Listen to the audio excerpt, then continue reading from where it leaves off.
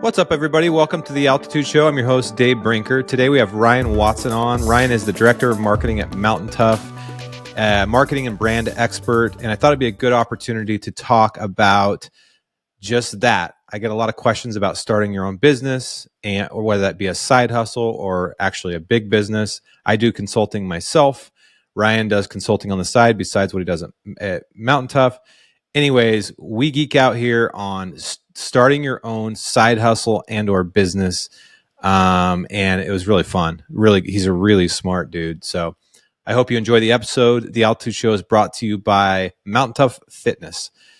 The Mtn Tough Fitness app is what I use several times a week to do my workouts here at my home office, sometimes at the gym, but mostly at my home office. And it provides me with fresh content every day that I can follow and get a hard workout specifically geared towards the activity that I love the most, which is the mountains and hunting. But even if you're not a hunter, these workouts will fit you. And they have programs for every level of athlete, whether that be, the expert athlete that their top level stuff is really is going to challenge you. But they also have entry level stuff. And I fall somewhere in the middle of that. I use their minimum gear daily platform. And what they do is they post a new program every day, a new workout every day. And it's usually 30 to 45 minutes long. You don't need a lot of equipment. You can do it right at your house. All you got to have is the app either on your phone or on your computer. And it's instructor led and you follow along and it is awesome. It's a great variety throughout the week. They usually have a theme every month. I really enjoy it. You should check it out. Go to the App Store and find the Mtn Tough app, Mtn Tough app, and download it. Join. When you use my code Dave20, you get 20% off. So go use the code Dave20. You get 20% off. You really should do this, especially before the holidays and right around the holidays when everybody else gets lazy. You should actually go the other direction and start getting your body and mind in shape for the winter. That way, when you come out next spring, you're way ahead of everybody. When everybody's joining the gym in January and February, you can be ahead. Get the Mtn Tough app. Use Dave20 to get 20% off. All right, enjoy the episode with Ryan Watson. Ryan Watson, what's up, buddy? How's it going, Dave? Stoked to talk to you today. Yeah, man. Where are you at? Montana? Yep. I live in Missoula. So, is it freezing ass cold there yet? Actually, Missoula is just kind of foggy and it's a little bit more temperate than the rest of Montana, right? Yes. So, I love Missoula for this reason because you're basically like 10 degrees on average warmer than the rest of the state in the cold months.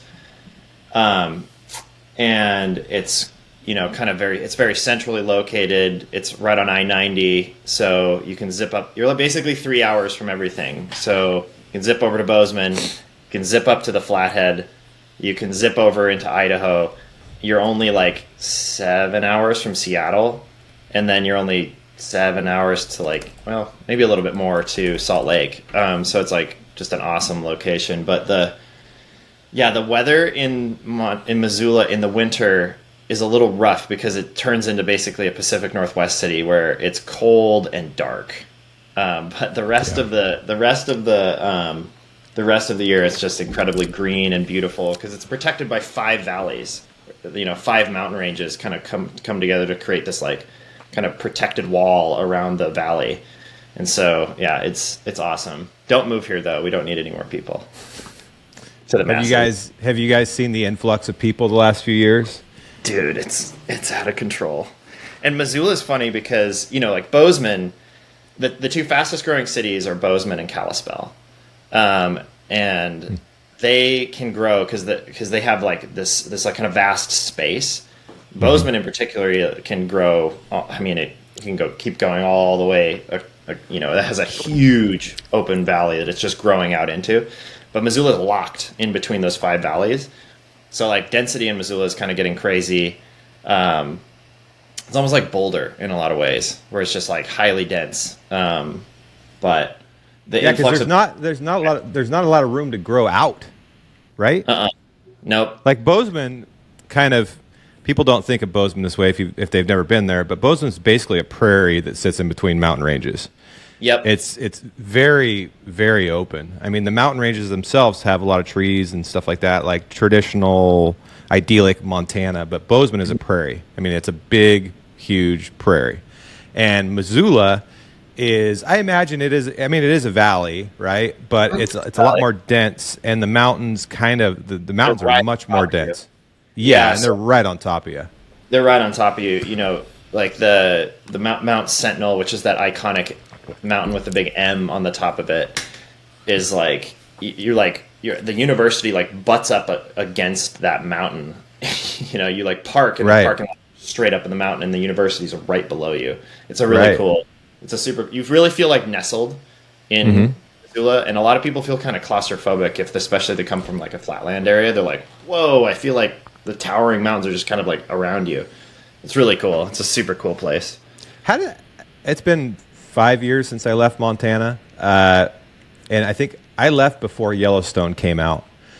And everybody asked me, "Do you miss Montana?" God, I want to go there so bad. I love that show Yellowstone. And I think to myself, the show Yellowstone is not Montana.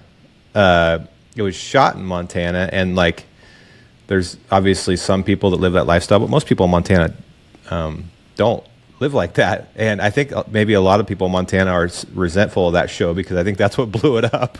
It's kind of like the way I imagine the river runs through it blew it up back in the 90s, you know, with the fly fishing craze. For sure. I like every conversation I would have with, you know, people working in Silicon Valley or, you know, on the East Coast, everybody, even like in Europe, I was talking to a few folks in Europe, they're like, "Oh, Yellowstone." I was like, "Oh no." You've discovered us, you know. I was driving through Missoula one day on my way to elk hunt a couple years ago, and they were shooting an episode. Kevin Costner was there and everything. They were shooting an episode at a little cafe. It actually might have been in Hamilton. It was right there somewhere. And the streets were all blocked, and it was just like tents everywhere. I'm like, what in the fuck is going on? Oh, they're shooting an episode of Yellowstone. Got it. Yeah, they. I'm also very curious how all of these migrants, as I jokingly call them, are going to handle the winters, because Montana winters are no joke. They are no joke. Yeah. Like it's especially if you Missoula, like I said, Missoula is a little bit nicer. It's dark. It's kind of dreary in the winter, which sucks. Bozeman, you get out of the Missoula Valley, and it's just like beaming, beautiful sunshine most of the summer, but it's ripping cold, and the storms are crazy. And there's like maelstrom storms. Have you ever been in one of those out east, where it's like snowing and lightning? I don't. Blizzard with lightning. That sounds crazy. I don't remember anything like that. I remember the first winter there, out of the seven winters I lived there, the first one. Well, one, I was new to it because I come from Oregon, where it's just dreary, foggy, and rainy all winter, but pretty temperate. Like, it's never. We get maybe a couple skiffs of snow and a few frosts, but it's pretty. It's like in the mid 40s, basically. So my first winter in Bozeman, I remember the first big storm we got was right around Thanksgiving, and it was like a foot. Yeah. And to people that live there, they're like, "Eh." I mean, literally nothing changes. Nothing changes in Montana. Like, schools do not close. Like, where I come from in Oregon, if you get like if there's a snowflake in the 5-day forecast, they start closing schools down. In Montana, I can't remember what the specific rule is. There's like a temperature rule basically in some districts. Like, where our kids went to school, I think it was like, I don't know, 20 or 30 below. But until then, kids are walking to school in like sweatshirts, and or shorts. And nothing stops, and it's unbelievable. So, anyways, this first Thanksgiving, it snows a foot, and I remember driving to my friend Jeff Sposito's house with my family, and I was like white knuckle, like, holy crap, like this, you know. In Oregon, it snows, you're freaking out, you know. Yeah. And but I'm like, I put on the brakes and like, shit, you can stop in this stuff. Like, Yep. The Oregon snow is really wet and slimy and nasty. It's actually really dangerous, and it usually freezes under it, so it's like got this layer of ice under it. But I remember driving on that snow, thinking, okay, yeah, you can get out of hand here, but this is manageable. And then just over time, you just learn to coexist with it. And I was telling somebody yesterday, they asked me about it. I remember winters where we had 3 feet of snow in our backyard for months. Yep. And my dog, we used to have to cut tunnels for my dog to go to the bathroom. Mm-hmm. And you'd have to cut a new tunnel every once in a while because it got out of hand, right? So you get used to it, but yeah, some people can't hang. The good news is, though, in Bozeman, it's pretty sunny most of the winter. It'll snow for a few hours and then it gets sunny again. Yeah, that's what I always tell people is like, I love Missoula except in about, February and March are really, especially February, is just dark and cold. Where and muddy. And muddy. And Bozeman will just be like beaming sun. But again, like, geez, like the amount of snow that Bozeman gets is wild. Like they'll have, and I feel like if you're a avid skier, that place is heaven because you're so close to so many good mountains. But the snow there is there until like sometimes end of April, and we're in Missoula. Missoula would green up a lot faster. I remember driving west. Call it the Garden City for that reason. Oh, really? Lots of trees. Yeah, it's just like so protected compared to a lot of Montana. Yeah, I remember driving west because I used to have to drive back to Oregon a lot, and Bozeman's like dead brown, icy snow winterscape.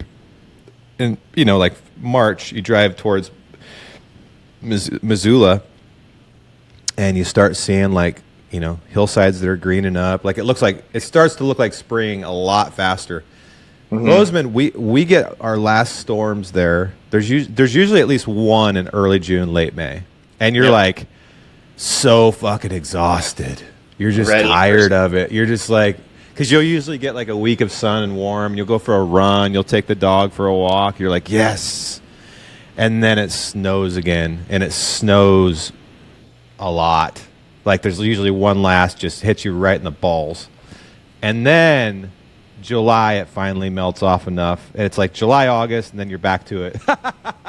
Yep. So true. That's brutal, man. When did you move there? I grew up in Missoula. This is my hometown. Oh, you did? Yep. Oh, wow. That's rare. Mm-hmm. Yeah, it's becoming more and more rare, which is crazy. Yeah. Yeah. Yeah, it's really rare to meet somebody that actually has lived there their whole life. Mm-hmm. Most of us were just migrants. Mm-hmm. So, dude, we're always riffing out on marketing. And when we were talking this morning, the more I interact with people and, I get asked so much more now. Just with the invention of social media and the internet, more people have access to build their businesses or their personal brands or build out their passions or niches or whatever. But people don't know how. And I keep getting asked about this. So this morning I was talking to you saying, dude, we should talk about this because I get a lot of questions about it. And since we're both marketing people by background and profession, I thought it'd be cool to geek out. And you made a cool distinction. You come from a very heavy performance marketing background, and I come from, I have a lot of experience in that too, but I wouldn't call myself a expert in it. I lean on other people to do that stuff. I come from more of a brand marketing background in my days at Sitka and other stuff. So I thought it'd be cool for us to just go through some things and talk about marketing for those out there building their own businesses or their own personal brands or trying to make a little bit of extra money with their hobby. So I thought that'd be kind of fun. Yeah, for sure. I guess, background on performance marketing, I guess just as like a subject. I don't know if, depending on how familiar people are with that term, all marketing is basically performance marketing at the end of the day because your marketing is supposed to yield results. So but when we talk about specific performance marketing, it's basically like you want to have a direct measurable result on every dollar that you put in, and you're trying to attribute that effort directly to whatever you did. So you go buy Facebook ads, you want to see your exact ROI on that exchange between the two. And then if you hit a certain metric that is positive on ROI, like if you're an e-com brand, usually it's like a margin or ROI, return on investment, for that campaign. A performance marketer is turning these knobs and trying to find the like moment when they find profitability, and then they pull a big lever and dump a bunch of money into it and basically like slot machine out customers. That's the principle of it in advertising. There's other things that would fall into performance marketing as a category, like search engine marketing, where you're trying to optimize your website to, have organic traffic come to it by writing articles. There's also email marketing is technically performance marketing. Marketing automation, where you're doing automated email and automated SMS and automated push notifications if you have an app.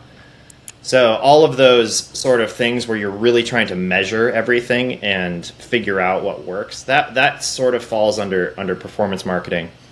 And what's really interesting is there's always this kind of ebb and flow between brand marketing, and not even ebb and flow. It's almost like a debate a lot of times in companies where brand marketing is like, it encompasses everything. The brand itself encompasses the whole company. It's the ethos. It's the story that the brand's trying to tell. It's the look and feel. It's the feeling you get when you think about the brand. And then brand marketing is about trying to tell that story in a unique way. And a lot of times, brand marketing is really hard to measure.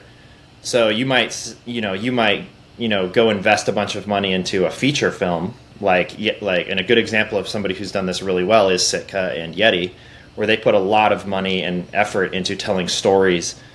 And I can guarantee you, when they released a feature film that got a lot of attention, tangentially, especially in the beginning, sales probably didn't. It wasn't probably like directly, oh, we launched this feature film, we sold this coat, right?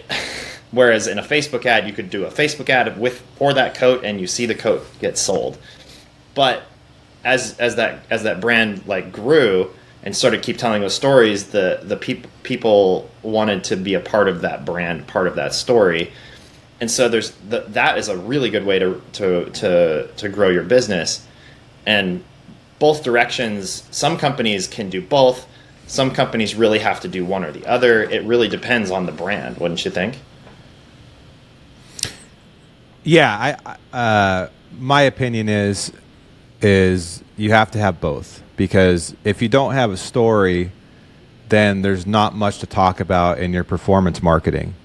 But if you're just going to go and do the woo-woo stuff with storytelling and not try to connect any of it to performance, you are just like literally pulling a slot machine.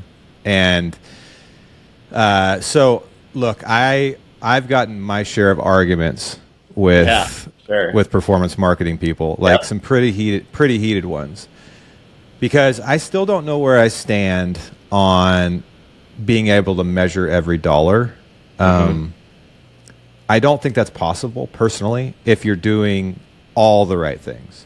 Now, I do think and there's a lot of like nuances, right? It depends on what type of business. Like if you're selling one product that costs, like one knickknack that costs, under $100, and you're doing it all on e-commerce, and like there's certain products like that, for example, that you probably could just run some really dialed ads and be totally, you don't even need a story. It just like has this features. You buy one now, you get another one free. Like a lot of the infomercial type stuff. Mm-hmm. But if you're trying to sell a $600 jacket to somebody that has never spent more than $100 on a jacket, and that probably doesn't have $600 to spend on a jacket, buy now, pay later. You better damn well give them an emotional reason to buy it, right? And so it's like that. it's very hard to talk about because it is a little bit woo-woo. Like just like I always compare it. I always try to talk about brands like they're humans. Like let's just use Sitka as an example because I spent 11 years there, right? If Sitka was a human, who would it be? What would their personality be? You know, what would they look like? What would they talk like? Who would be their friends? Because as a human, we create relationships with people. And in business, in that case, the people are your customers. And in order to create relationships with people, they have to be intrigued enough to want a relationship with you. So first you have to meet them. You have to like connect on some emotional level, right? First on a superficial level, right? Features, benefits of a jacket or the camo pattern. Then on an emotional level, something deeper, like why though? Why should I spend $600? I get that it works, but why? Oh, you guys are like into conservation. You love mountain hunting like I do. You do these crazy adventures like I want to do. Now I'm like emotionally invested to where I'm going to figure out a way to buy this jacket. Mm-hmm. Then and I was wrong 7-8 years ago when I used to argue about this, but this is when performance marketing becomes very important because now you have their attention and an emotional connection. Mm-hmm. How do you keep their loyalty and how do you get their attention when it's relevant and on time, on their phone, in their email, so they're always know they can follow along, right? It's just it's really important. Performance marketing is really really really important, and I'm not smart enough for it to like get really good at it. It's so nuanced and there's so many different apps and things, but I want to back up a little bit. Let's talk a little bit about that person that has this thing that they do on the side. They have a regular job and they have some creative endeavor. Maybe they make jewelry or they're a health freak and they want to create a health thing or their recipes, whatever it is, and they want to make a little money on it. They want to create a side hustle. Let's talk through how we would market that as marketers, because I think that is the most important to my audience. Is like how do you even start? Like, what do you do? Mm-hmm. Yeah. So typically when I do a lot of advising of companies on the side, and what we have found is like when we think about marketing, the first thing that I actually encourage people to think about is product, right? There's the four. If you go to marketing school, they'll tell you about the 4 P's of marketing, and it's like price, promotion, place, and product. And really, The Altitude Show is brought to you by GoHunt.com. GoHunt is the hunting company. Anything that you need for hunting out west, you can find at GoHunt.com, whether that be their world-class gear shop. They have all the best brands vetted by their amazing hunters that work at GoHunt. Trust me, it's the best brands. I do almost all of my hunting shopping on GoHunt.com. But also just their research tools. Like the whole year, you should be doing research, whether that be studying their maps or reading articles from the likes of Brady Miller or Trail Kreitzer, or looking up your drawing odds in various states and when to put in. There's so much information, and it's a great resource. Go to gohunt.com, use my code altitude, and you'll get 20% off on just about everything I just mentioned. But you should become an insider. When you become an insider, you can get access to all of these things. So go to gohunt.com, use my code altitude for 20% off. The most important one is always product. So zeroing in on that first is always like, well, like, what are you selling? And kind of back to the brand, it's like, why does somebody want to, one, give you any attention when you're fighting for somebody's attention to like figure out what you're doing? Do you have a product that has, a readily solves a user's issue? And if you have one of those, then it's almost like a completely different conversation. So product ideas are different than like building maybe like a recipe site or a side hustle or something like that, because you're competing with a lot of other things, and that's like, I would approach those two things very differently. But let's just assume for a moment, like you do have some sort of product, or you have a really interesting like angle on something to build content around. Maybe you want to start a photography business. Maybe you want to start, something that's, maybe a little less tangible than like selling a specific good or an app. Mm-hmm. Like the first thing that I would say is like, your online presence is super important. Websites are incredibly easy. Obviously have a website. And then the first question that I would ask is, especially if you're early on and you don't have a lot of money, is there search demand for this thing?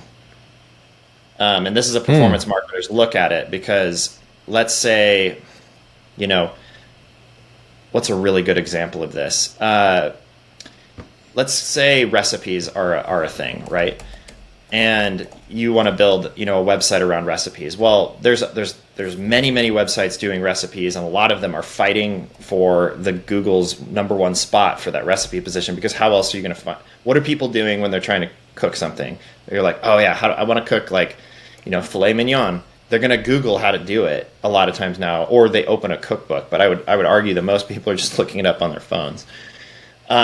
So Google is like a primary way for people to find things. And if you do things correctly, and there's all of the information is free on the internet, Moz.com has basically the Bible on search engine optimization for a website, what you need to do to try to get your content to rank for something. And so all that information is very free. And so, can you just for a second put in context what ranking means?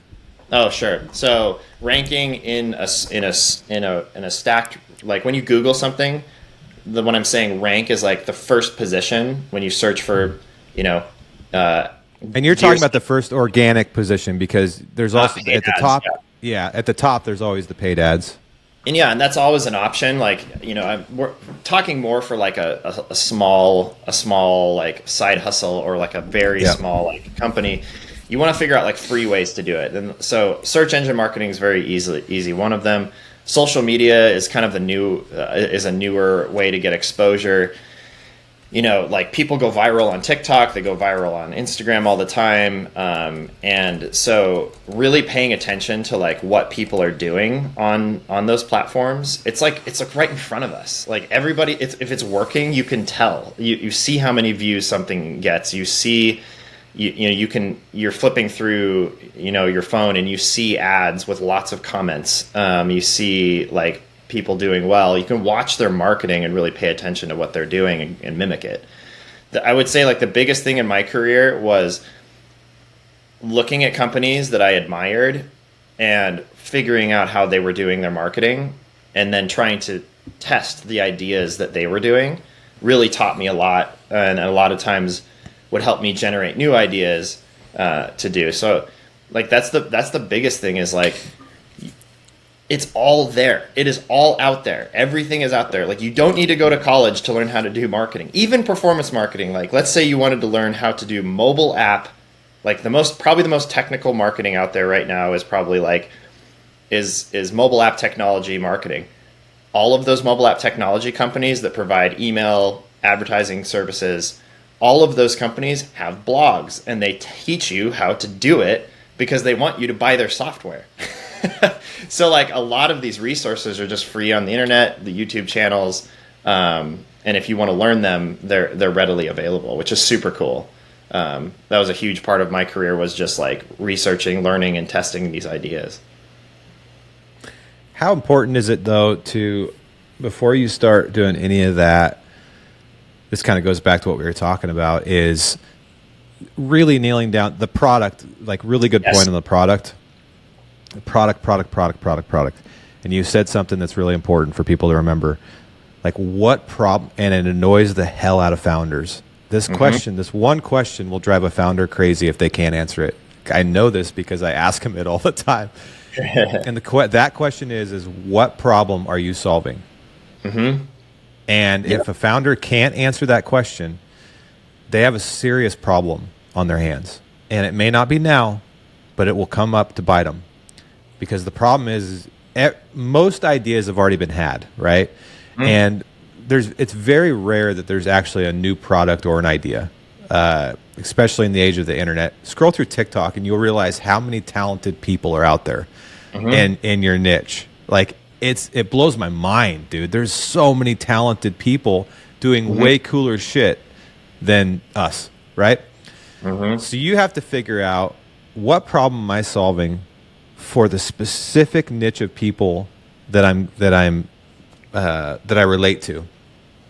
The other night I was talking to a friend of mine that I do jujitsu with, and he's freaking shredded, man, and he's really, really, really an athlete, and he puts a lot into his diet and his workouts, and he has a full-time blue-collar job, and on the side he's been filming recipe content and fitness stuff.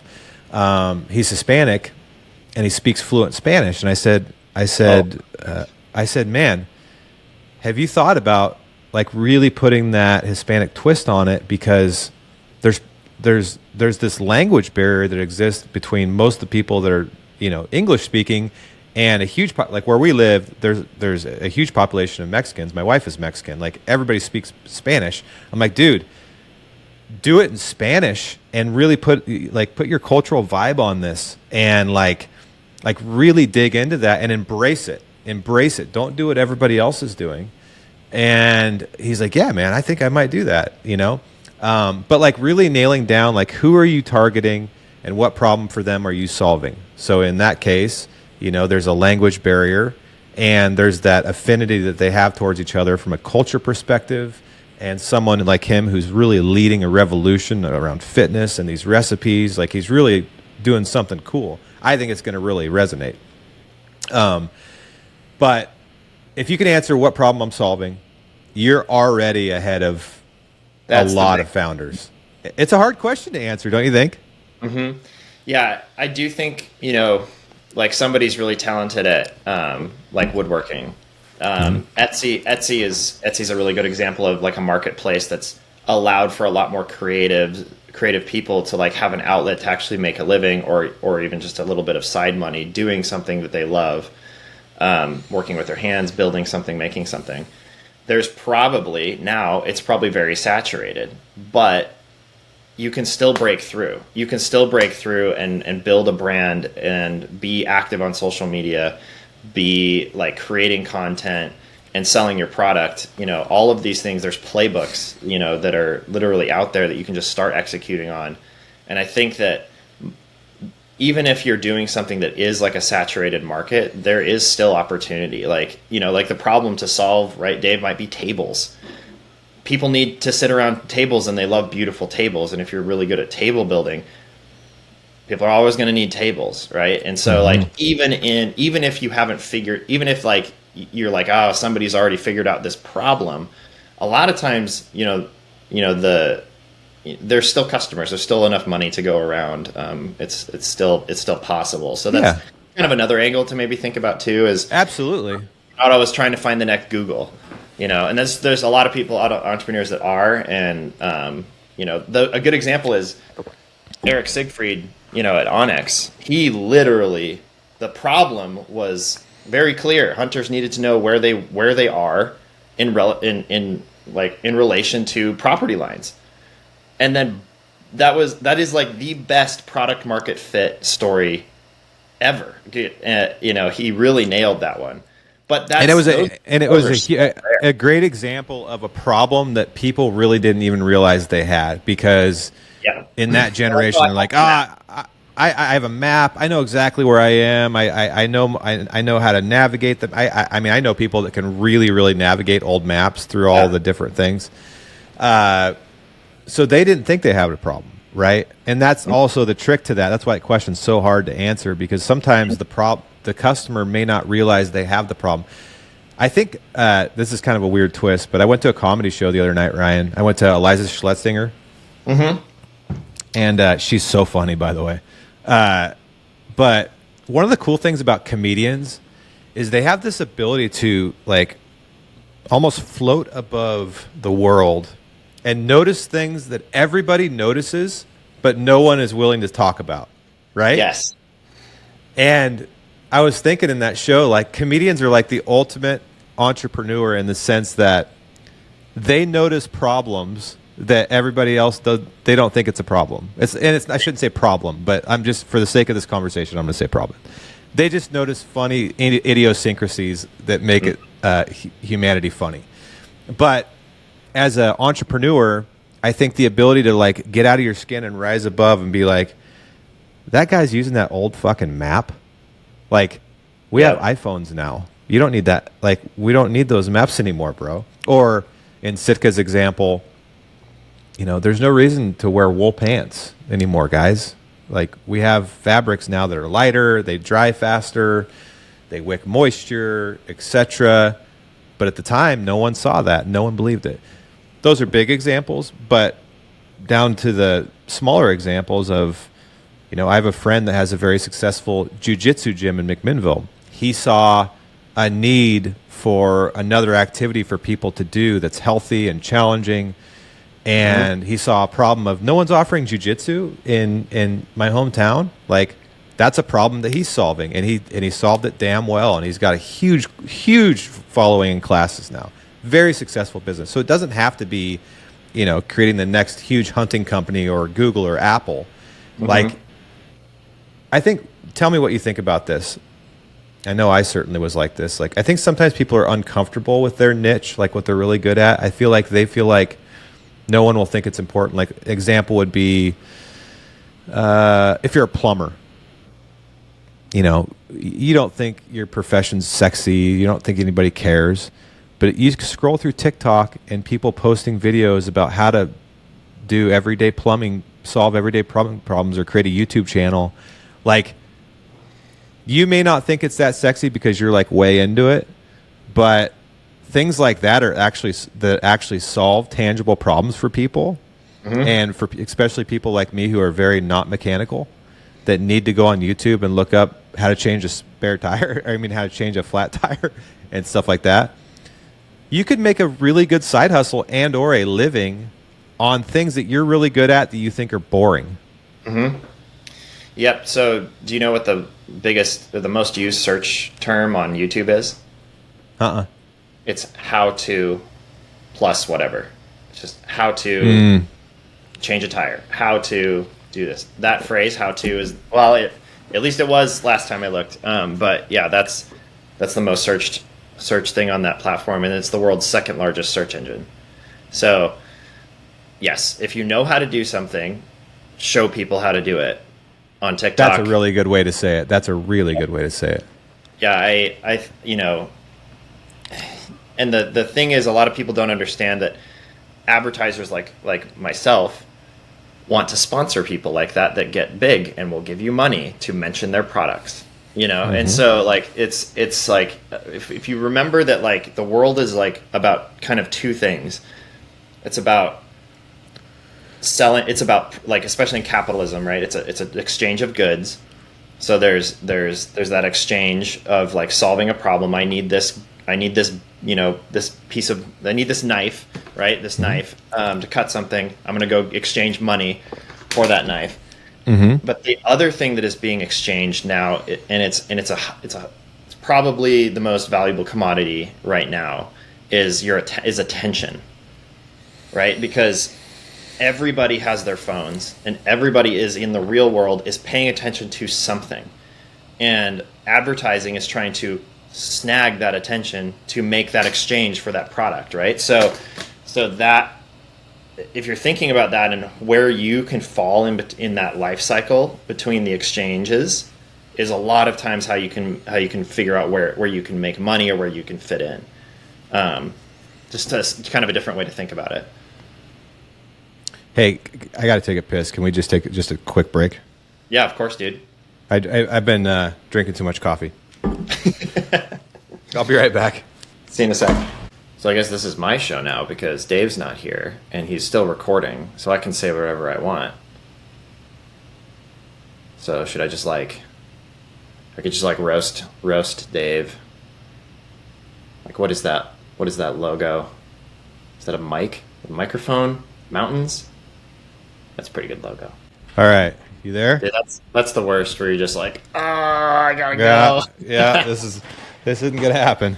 So this person has identified a product idea, whether that be a service or an actual good, and they have most people first like developing a logo or whatever. They have a website, but they don't have any money.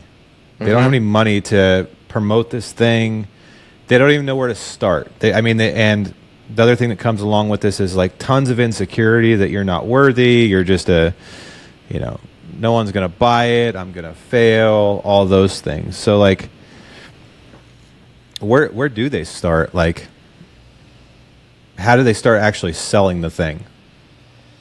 Yeah, I think, build a website that will inherently require logo, slight focus on brand design, look and feel. Like that will just all kind of come naturally with a website. Now, like Wix.com, Squarespace, WordPress maybe it's getting better, but even WordPress sites are awesome.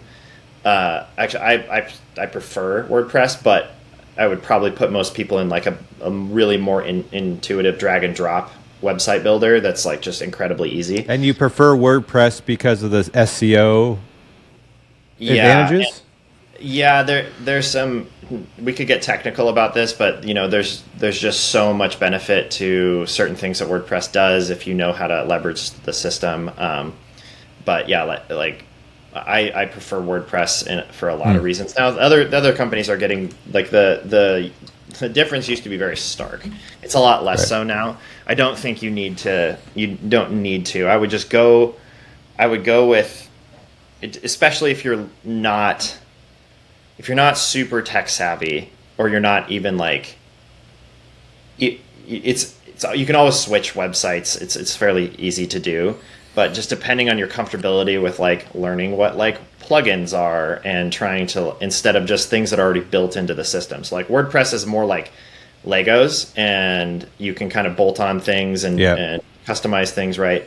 Whereas like Squarespace, you don't have many, and Wix to a degree, you don't have really many plugins. It's mostly just all done for you in their UI. Right. Like they have their own SEO tool for you. You don't have to go find one and integrate it, right? Yeah. So I would start there, like website, and the website will also teach you a lot about the internet. It'll teach you a lot about like how certain things work, like URL, learning what URLs are, like your URL structure, learning how to set up an e-commerce like system to sell a piece of something, like Shopify, learning how to set that all up. Also, Shopify, especially if you're doing e-com, really really good. But man, like, I can't just stress enough, just start by building a website. Who cares if it doesn't like take off? You can build a website for like, I think last I looked, Squarespace is like $96 for a year for a basic site. They're all probably under $200 a year. You're gonna have to spend some money, to start, but let's keep this like under $1,000 over the course of a year, right? So then your website's built. That's where I would start, because you have to do an About Us page. You have to do a home page. You actually have to think through like your profile of what you're selling by doing that. It forces you to create a brand and a story. Does. And so I always say start there, and then obviously everywhere that's free exposure, right? Instagram, YouTube, TikTok, Facebook. Now Rumble's starting to rise up as like a video platform. There's all these free places you can put your new brand, and then depending on what the product is, now you're in the attention buying game, right? Even if you're not buying it with dollars, you're buying it with your time invested. So spend time figuring out, okay, well, if I'm selling something, or I'm just trying, like, there's like the two businesses, right? Like if somebody is a plumber, they could have a website just that's about their side gig, and they're making content about how to do plumbing. You could start writing articles about doing plumbing as well for free. You just is spending your time on it, right? And there's a search engine optimization angle there to get free traffic to your website. Well, then maybe can you monetize that traffic by selling ads to Home Depot, or even there's tons of different ways to do it, but like you're either fighting for attention or you're trying to generate buzz so you get attention, right? To sell your product. So let's give it a little bit new of a different twist, just for the sake of conversation. Let's say you're not selling a product or a service; you're trying to build your personal brand. And let's for our case, let's talk about the hunting space, because a lot of people that follow me are hunters, and they want to hunt for a living. They see the Remy Warrens and the whoever's just going on all these awesome hunts. They're like, how do they make money doing that? Like, how do I do that? I hate my job. So, let's talk about that guy. So I'll come back to that, but I'm gonna spin another angle. Maybe think about, instead of how do I make money, it's how do I save money. So here's a hack. If you have a brand that is a hunting brand, when you go buy a gun, you're going to write that gun off on your expenses for the business, right? So if, a lot of times you can actually use an LLC, and even if you lose money on it the first few years, you can use it as a tax shield. So that should encourage a lot of people who love to go hunting, figure out a way to make it a business. And that will save you money. Maybe you don't make money the first few years doing it because you're buying cameras, you're buying hunting equipment. But at least you can save the money on the taxes maybe that you would have just... You just gave away my secret on the internet. Yeah. But that is a powerful way to tax shield yourself. And I think everybody who has a passion should have an LLC that's helping you drive down your cost of taxes. Because if you're going to buy it anyways, and you are actually using it to the letter of the law, it's not illegal. This isn't like it's not shady. So, you're actually using it to try to build your business. It's not lying. You're not like trying to dodge taxes. It's truthful.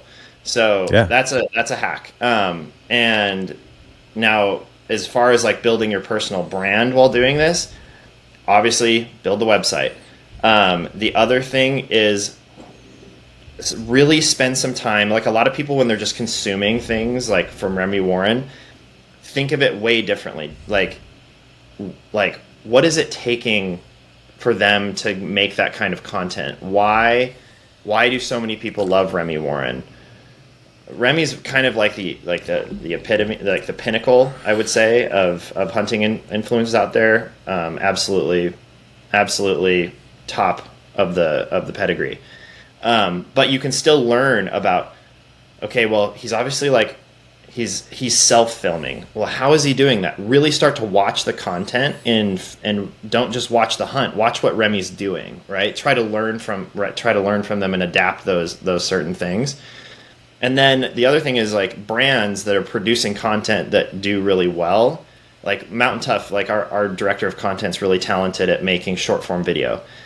You can watch these brands do things that works well and just copy the goddamn idea and try it, like that. Mm-hmm. It's like, it sounds so simple, and I think like a lot of times people just don't have, like, time is a huge issue for a lot of people. Mm-hmm. And you got the kids to sleep, you got 2 hours before you're too tired and you need to go to bed because you got to work the next morning. And those 2 hours are only optimized for whatever, but it's not going to happen in the short term. It might take you 3 years. It might take 5 years. But in the grand scheme of things, if you end up building something that ends up being profitable and you can actually quit your job, then all of that time was worth it, even if it does take you a long time. But some people strike gold. Some people really figure it out and they start to blow up. And that's the beautiful thing about social media, is like the attention that you can get by, always trying new ideas and always like producing a piece of content that's maybe different based on what you learned before, and trying something new and always iterating and always moving forward. Does that make sense? So that would be that, the idea there is build your website, figure out your differentiators. Why would somebody be watching you produce content? Or maybe, I know a lot of people that started out wanting to build, be hunting influencers, but they ended up becoming really good at running camera. And then they're doing freelance photography on the side as their side hustle. Or they're going on these hunts and they're being hired by these influencers to film them. And that's another way to like fuel your passion, right? So like there's many different avenues into things. And I think that a lot of times people look at things in one dimension, and really good entrepreneurs can see multi-dimensional things. They look at something as a business, and they okay, well, how are they doing their marketing? What is their product going on? What's the production process to get this done? What are all of the middlemen in between all of these things? Like, if you can look at that broader picture, that will help you maybe it helps you find a problem to solve, right? Right. One of the things that Gary Vee always talks about is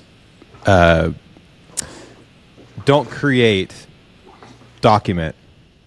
Yes. So a lot of people, most of us, anybody who has a passion that they want to create a side hustle on, or maybe even make a living on, you're already doing the thing. So but people have this mindset, I got to create this really well produced, video of this and that and this. But if you really pay attention, especially in the TikTok era, shit's not as produced as it used to be. The people that go viral, they're filming on their phones, and they're just documenting if they're a songwriter like I am, they don't have all these fancy mics and this fancy producing. They're sitting down in front of the fucking phone and singing a song. Now, you may not go viral just by doing that. Most likely you won't, because some people are just extraordinarily talented, but they're just documenting what they already do. And it's a huge distinction, because you shouldn't have to create. If you have to create something new that you're not doing, then it's not really authentic to you. You should find something that you're actually good at, that you're already doing, and that is a passion of yours. And this is if you're going to go the content route, which is if you're going to be an influencer, basically one of the only ways to do it, right? You have to create, because to be, and I hate the word influencer, it's so mangled at this point, with negative connotations, but it is what it is. It's someone who has influence that companies want to, either give product or money to help them build their brands. Yeah, they're trying to get attention from those people's audiences. But document, don't create. Document, don't create. Perfect example, Remy. He didn't got to create anything. He just had to learn how to document what he was already doing. And he learned how to do it really well, and he's one of the best at that form of art, right? Yeah. I'm trying to think of another example. Cameron Haynes, another perfect example. Lift, run, shoot. Films himself with his iPhone, lifting, running, and shooting, and then going elk hunting for the last 10 years, and the guy's amazingly blown up, and he's a great dude. He didn't have to change it. You read his book. He's like, dude, I'm just a redneck from Oregon that likes to bow hunt elk and shoot my bow.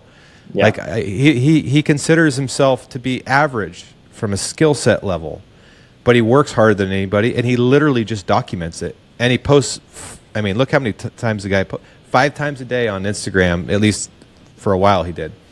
So he put a lot into that. So I think that is a key. I remember growing up as a hunter. I remember walking down the street. This is back in the late 80s.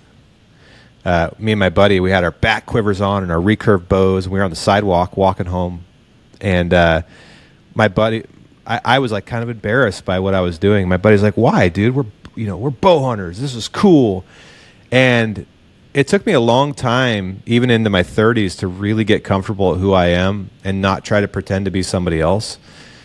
But the faster people can realize that what they're doing is cool to other people just like them, even if it's underwater basket weaving or, it doesn't matter what it is. If you're passionate about it, chances are there's thousands, hundreds of thousands, millions of people that are also passionate about it that you can find. And fuck the rest of the people. You don't need them. Right. Anyways, documenting, not creating, I think is a good one. What the time frame though? You mentioned 2, 3, 5. I always say 10 years to do anything really effectively. But that's to its peak, right? Like if you're going to take on a new skill or a business or whatever, you got to give it 10 years of breath to really see where it could go. It doesn't mean you can't stop or go a different direction. It just means if you really want to see where it could go, it takes about 10 years. But to your point, if you're just creating a side hustle that you want to like have be your little hunting fund or your travel fund. Let's say you want to travel. Like my wife and I always talk about this. There's a reason why people create travel blogs.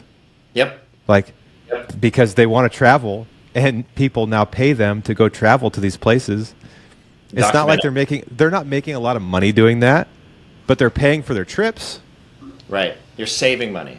You're saving money doing what you want to do. And I think that is a very different way to think about it, because you're either living to work, you're working to live, depending on your career. And so like just make what makes you happy easier on you. I think that's and again, all of this information is on the internet on how to set up your LLC. You don't have to go pay a fancy accountant to be able to know how to do all that. QuickBooks is a beautiful tool, has all these tools to help you with this, and it's very cheap. You can get advice from people. Like go to your church, go to your jiu-jitsu group. Like you start to meet people who you like have these little skill sets that you can learn from. Be like a sponge in every community you're a part of. Well, one, be a part of communities. Two, be a sponge in those communities of people who are professional or good at things, and learn from them. I think Bert Sorens is really good at this. He's super fascinated at like experts, and he always just, when he finds somebody who's very good at something, he zeroes in and wants to figure out how they do it, because he's just fascinated by that. I think if more people were like that, I think you're going to get more passionate, more ideas, and like I said, also the information is on the internet. But I think it's powerful when it comes from like a group, when you have another person interacting with you. What's your thoughts on how long it takes to actually make money on anything? Maybe not profitability, but actually bring money in. And let's continue on the building your personal brand in a space that you're passionate about, whether that be surfing or hunting or jiu-jitsu or jewelry or whatever. In my experience, people are really in a rush, like to charge too much, to think what they're giving is like so unique that they're not going to give away this information until someone pays them. But based on what I've watched, and I've actually, because I was a marketing director for a lot of years, I've paid a lot of people money for their influence. It seems like you have to give things away for a while. You got to give some stuff up for free for people to see your value before they're going to want to pay you. So if you're a photographer and you want to be a hunting photographer or a wildlife photographer or whatever, you're going to have to take a lot of pictures, get good at it, and then have some pictures that are good enough to give to a magazine or to whatever. Maybe you do you're a wedding photographer. Do a couple free weddings so you can use those to build a portfolio to then sell. Because it's almost like you got to prove your worth. Am I saying that correctly? Oh, yeah. I think another way to think about it is, what currency are you trying to earn? So you can earn different types of currency. Cash is a currency. Relationships could be seen as a currency, right? You're not, if you and I build a relationship, to me, that's valuable. And all currency is a representation of value, right? And a lot of times, value, if you think of it as like an investment, usually if you invest early and upfront, it grows over time, right? And that will yield dividends later, right? So I think you're absolutely on the right. You're right there. If you're early on, you want to be learning as much as you can and delivering as much value as you can to whomever you want to work with, right, or work for. And yeah, you're right. Not everybody's going to be able to make a lot of money early on. Like my side business is a consulting / like small marketing agency now, that kind of took a long time, where I started working, for a startup, basically out of college, doing just really rudimentary stuff. And it was literally just like, hey, I'm a friend of yours. I like what you're doing. You can't pay me any money right now. And then he started paying me $200 a month. right? For just helping him with certain things on Twitter at the time. And that grew into $600 a month after 2 years of working with him. And then I had learned so much from that business, and I learned so much from my career, that I was able to get another client and then get another client. And then I started being like, well, I can't do all this work myself, so I hired somebody to do it for me. So like, and that took 7 years to do, over time, before it was actually like a meaningful amount of income. And it was just slow. But my currency was actually like learning. Like I was getting the opportunity to dink around with different businesses and learn how they worked, and learned what worked, what didn't. And then that compounded over time, and now it's starting to really reap dividends, right?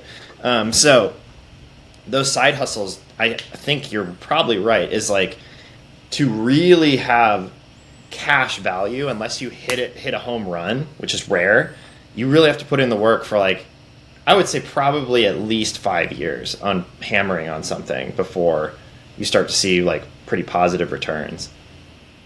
Yeah, I think that's about right. And it's really hard to do that, man, because that initial insecurities and fears, and like, feeling like an imposter, like those really, well, they never go away, to be honest with you. But they're loud for a lot of years, and you got to fight against that. It's almost like, it's very similar to like that feeling you feel like when you go to work out or do something really hard that you don't see the benefits of that day, in that moment. In fact, all you feel is suffering, sore, and alone, and you just don't want to do it. You would rather go eat pizza and drink beer and just say, screw it, I'm not, I don't need to do this. But if you keep doing it a little bit every day for 5 years or 10 years, you wake up and you're an expert, and or making money, and or did something that you'll never forget, that you have so much emotional capital into, that like you're so proud of. But it's like making those small deposits every day, like a small bank account. Like it's like, yes, you put 5 cents in today, but then tomorrow you have to take 2 steps back. You got to take $5 out to pay off a debt. Then you put another 5 cents in, then pretty soon. I mean, dude, podcast is no different. This podcast, like, there's a million podcasts. I have other projects that I'm working on. Doing a podcast, there's no one that told me to do that. I knew it would be a 5-year, 10-year project that I'm going to keep doing no matter what. Everybody, I think 90-some% of podcasts quit after 10 episodes or something like that. It's like no one keeps doing it, because what they realize really quickly is like, your downloads don't just, it's not a hockey stick.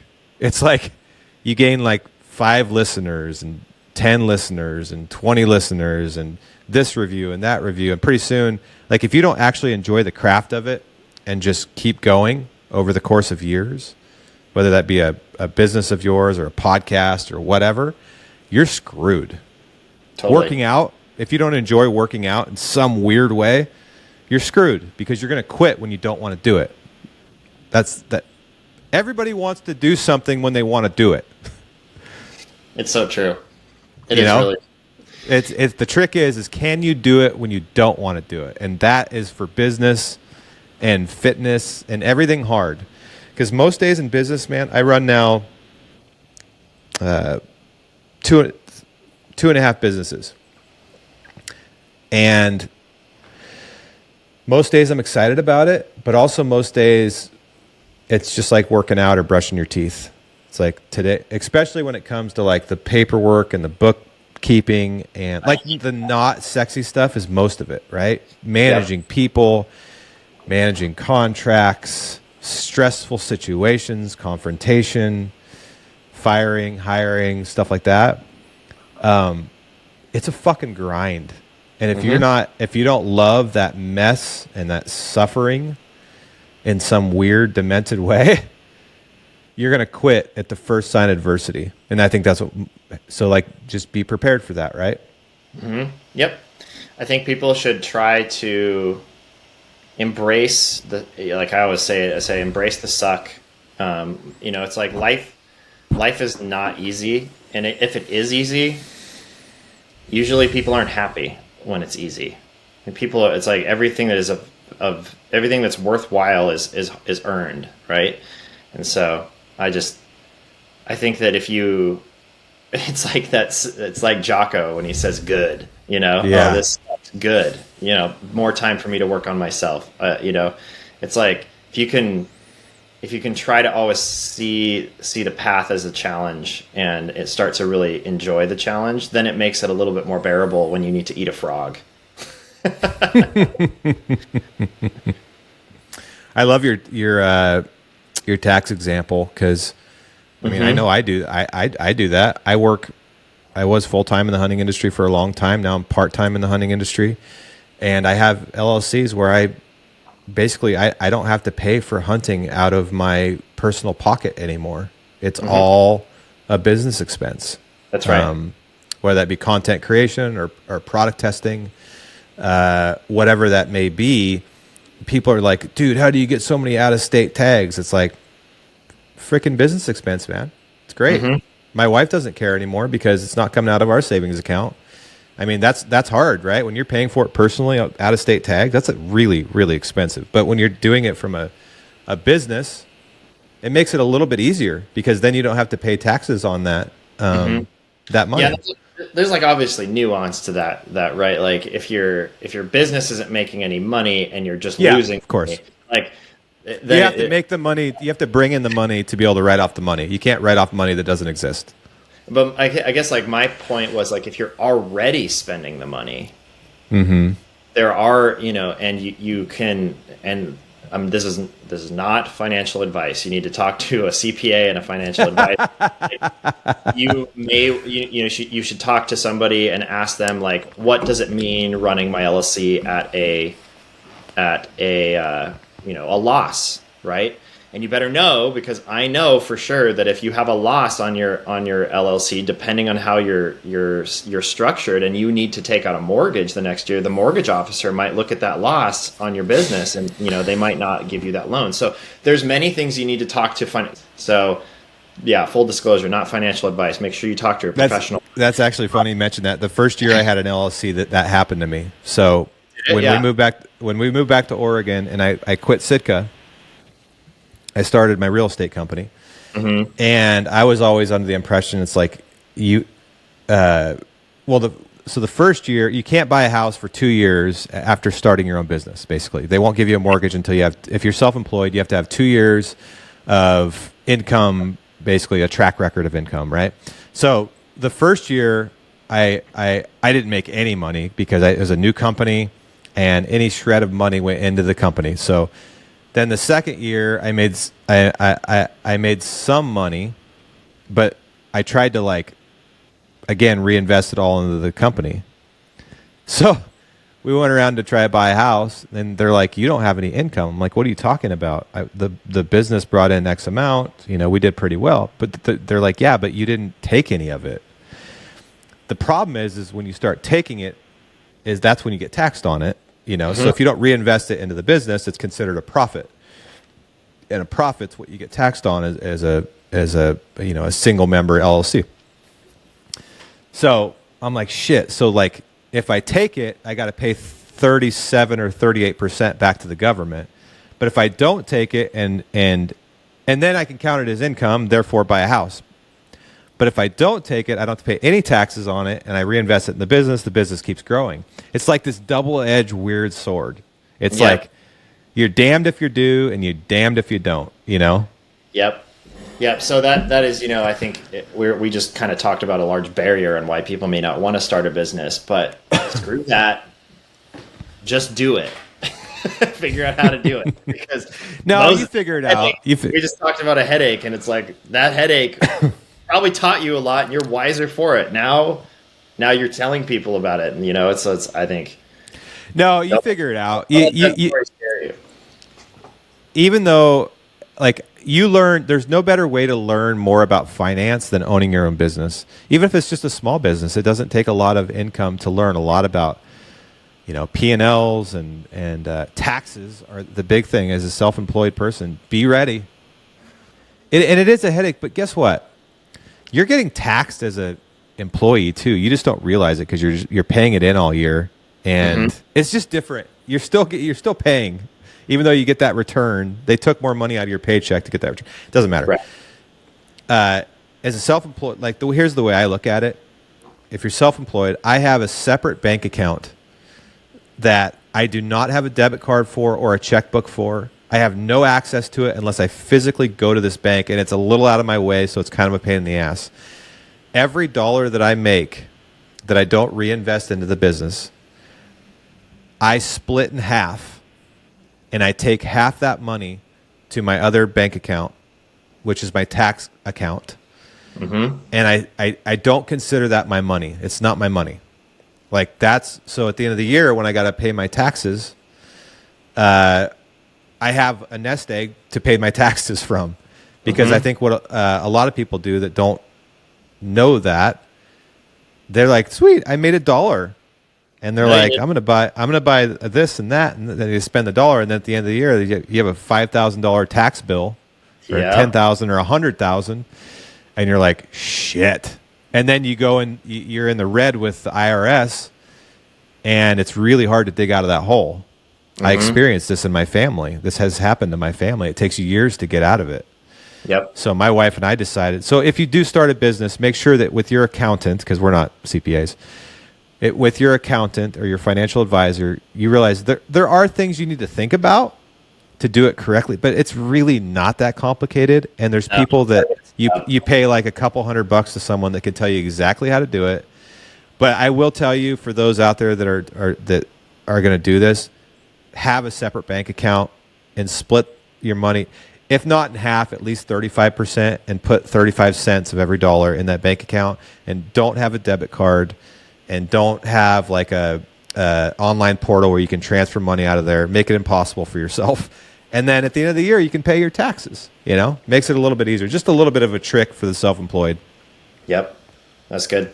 So what about you're at Mtn Tough now, so you get the best of both worlds. Like you can work on your sort of side hustle consulting thing, so you still get to live in that startup realm, but probably also a little bit more mature business realm, but also build this awesome company, which is Mtn Tough. And you were at ONX, I should mention, which I think is one of the biggest success stories in our industry.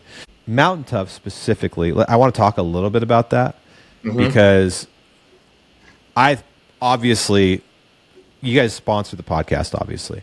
But even before that, I've been a fan. I was in one of the first classes that they ever did in Bozeman, at their little studio that they had. So I've been a fan for years. I think it's pretty incredible what you guys are doing. Talk about building a business like that, like an app-based business. Like, to me, that sounds daunting. Yeah, so my background with mobile apps is I joined ONX in January of 2015. I think there was only like 28, 30 people at the company at the time, really small. They're just launching their a new version of the app at the time.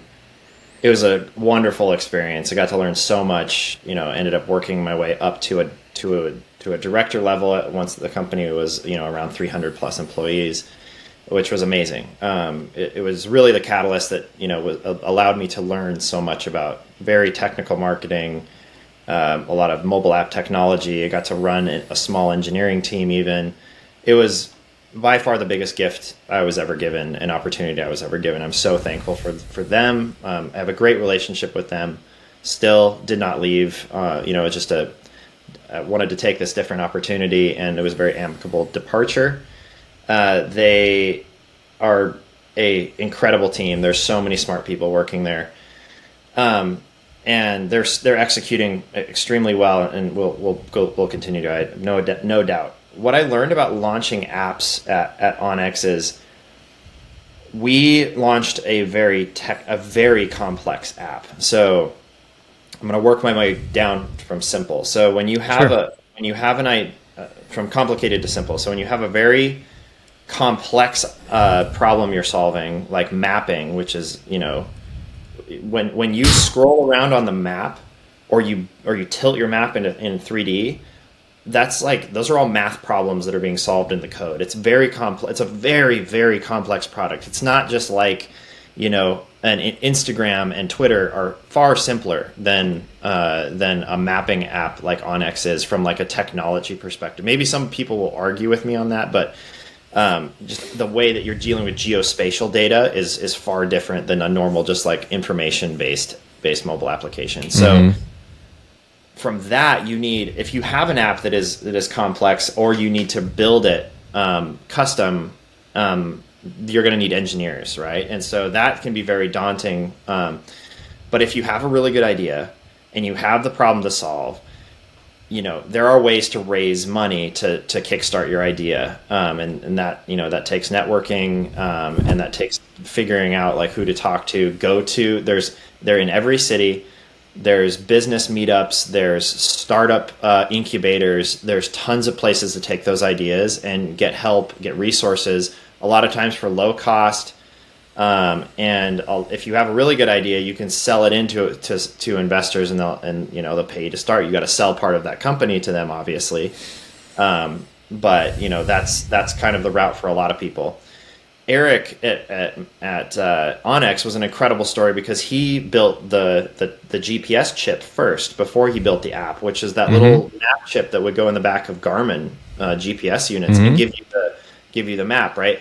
So he bootstrapped most of that company selling those chips, because he got them into Cabela's, right? So that's a really cool and very unique story, where a lot of times you don't see that. A lot of people more start from like zero revenue, and they gain funding, and then the company loses money for many years, and then slowly builds, and then starts to make a profit later, right? There's kind of two pathways. Mountain Tough is similar, where Dustin's been lucky enough to bootstrap it for the most part, and he only took on a small amount of funding next year. And then the consideration eventually is like, well, if you're growing and you're making money, maybe you want to go raise money to grow the business even faster, right? So there's all these multifaceted things with building a mobile application. In Mountain Tough's setup, it's a much more simple app, way more simple. We're not dealing with maps. We're not dealing with that, right? We're really just dealing with, right now, workouts, which are recorded, overview videos are recorded, and then there's corresponding PDFs for the work. That's pretty simple, right? So there are out-of-the-box platforms that provide certain mobile app features for businesses like Mountain Tough. Now, eventually, we do have a list of features that we will eventually want to build, and that we'll probably need to hire engineers to do. We will need to hire engineers or a firm to do that. But you can get started in a lot of mobile app ideas with out-of-the-box mobile app technology. So we use a platform called Vimeo OTT. It's basically like a video hosting platform. If you've seen Outdoor Class or Fieldcraft Survival, that's another company that uses I think the same platform or a similar platform. And so you can get started in some of these mobile app businesses for relatively low cost without engineering. And the way that those companies work is you pay them per user that comes onto your platform. So it kind of like scales slowly as you grow, you pay them more money. So if you have an app idea, look out and do some research and see if there's a platform that you could see if you can make money on, because then it's much easier to go to an investor and be like, hey, I'm making $10,000 a month on this app, and it has these features out of this thing, and I think it can get me far. All I need are marketing dollars, and if I sell you 20% of my company, I can grow it way faster, and you'll get a huge return on your investment eventually, and maybe we sell it, make a profit, whatever. But that's a really interesting pathway for mobile apps right now. It's kind of like where websites were maybe like 7 years ago, where drag and drop website builders were like just starting to become a thing. And now they're actually like really, really good. But before, you would have to hire like an engineering team to build your website back in the early days. It cost $30,000. It was expensive, but now you can spin up a beautiful Squarespace website for $96. Now, the mobile app space is still extremely complicated. There's a lot of things in there, especially when it comes to like the app stores. the App Store fees. Like there's all these other components to it. So it takes some research. It's still complex, but there are some business ideas that could be spun up very quickly with some of these platforms that are out there. So that's kind of what I would say from a mobile app business. Let's see, is there any other advice I'd have on mobile app businesses? No, I think that's probably where I'd start, is just see if there's a platform, or if you don't, get funding, build it out. Mm-hmm. On the Mtn Tough front, the thing that working out is hard for people anyway. A lot of people, they ebb and flow in their workouts. I know I do. It's kind of it's really hard to stay consistent and stay disciplined. Mm-hmm. And in Mtn Tough, what I like about it is there's different programs for different levels of athletes. Mm-hmm. And it helps kind of bridge some of that gap, because you don't need to feel like you're doing the most intense thing every day. Right. You can kind of start and grow with it. What are you guys finding helps people stay disciplined and like continuing back and staying in shape all year? Like, you guys are probably hearing a lot of success stories and stuff. I'm just curious personally, how do people stay motivated and disciplined 12 months a year, not just right after Thanksgiving and Christmas and before bathing suit season? That's a good question.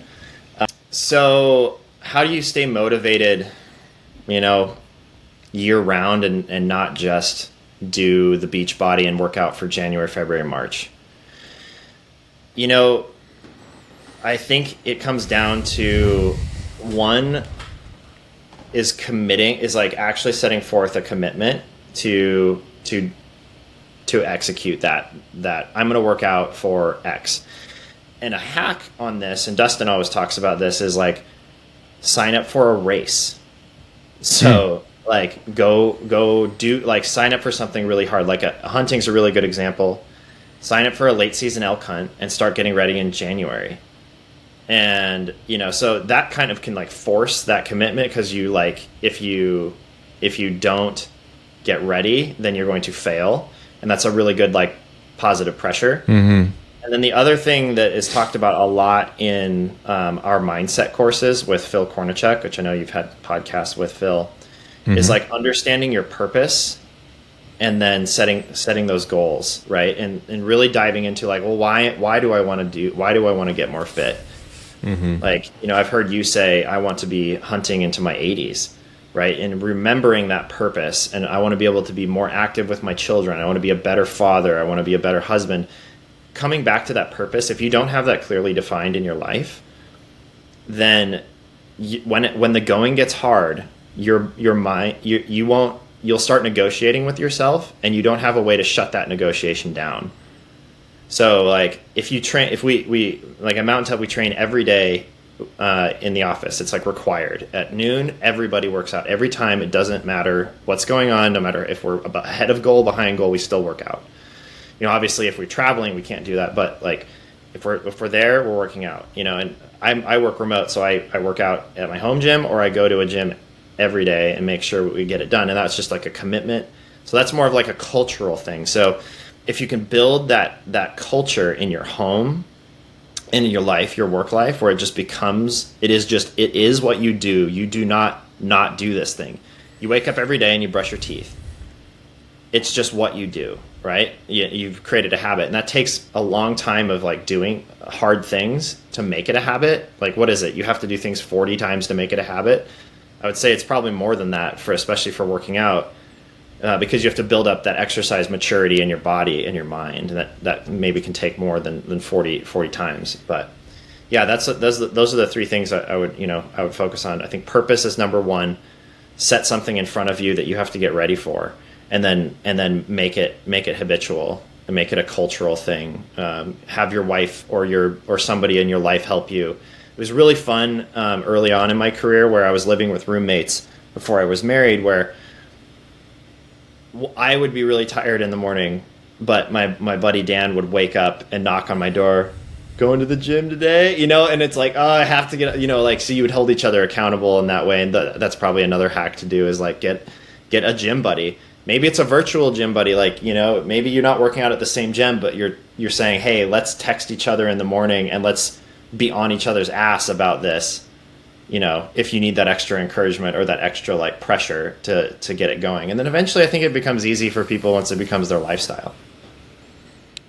I went scouting yesterday with a Larry D. Jones, who's a Hall of Fame bow hunter, a mentor of mine, and he's 85-ish.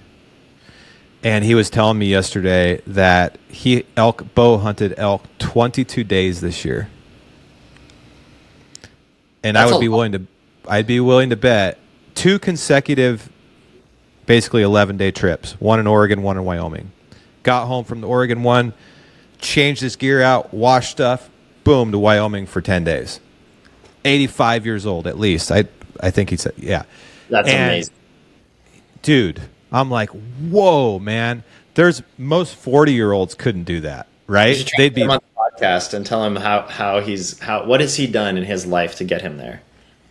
Yeah, I had him on before. He's tricky on the podcast just because it's so foreign to him. But what I need to do is drive down there and do it in person. It'd be way better. But an amazing person. I hunted with him in his late 70s, and he way outdid me. And when I was in my 30s.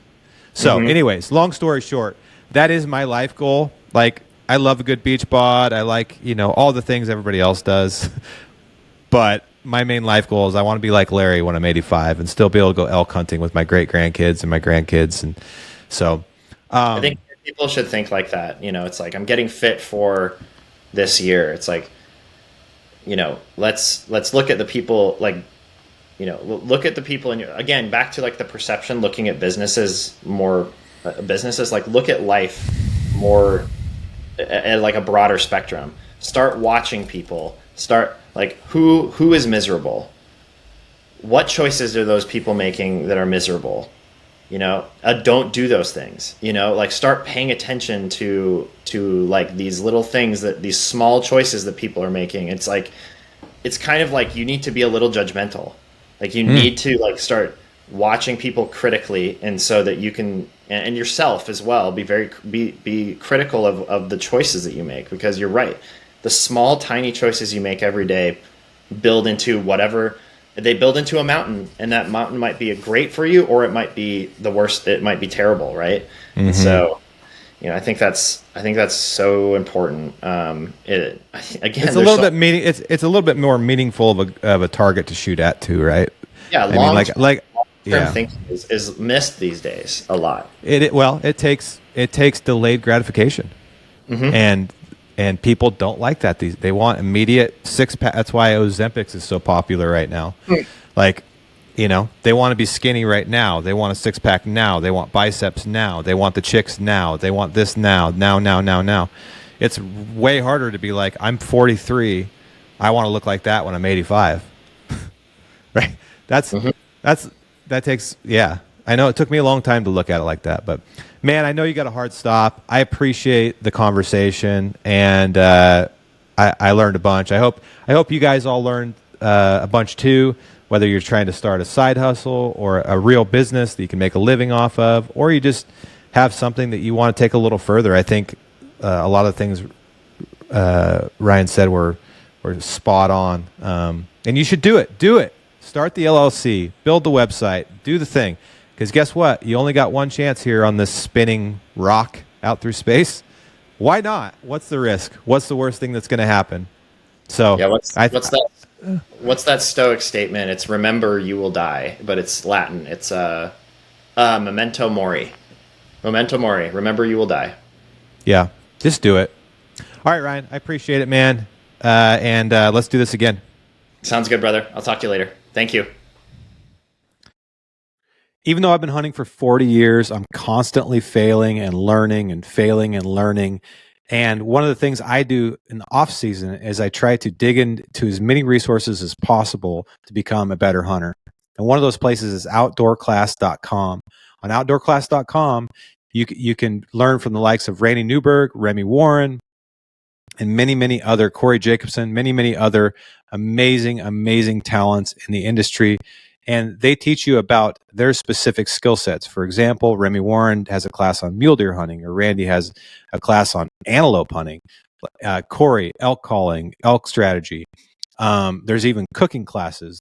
It's basically the master class for hunting, and it's an amazing resource. We can all get better no matter what stage of your hunting path you're on. So go to outdoorclass.com, use code altitude. That is the code altitude for 20% off your subscription, and do it right now. It helps the show and it will help you. Thank you.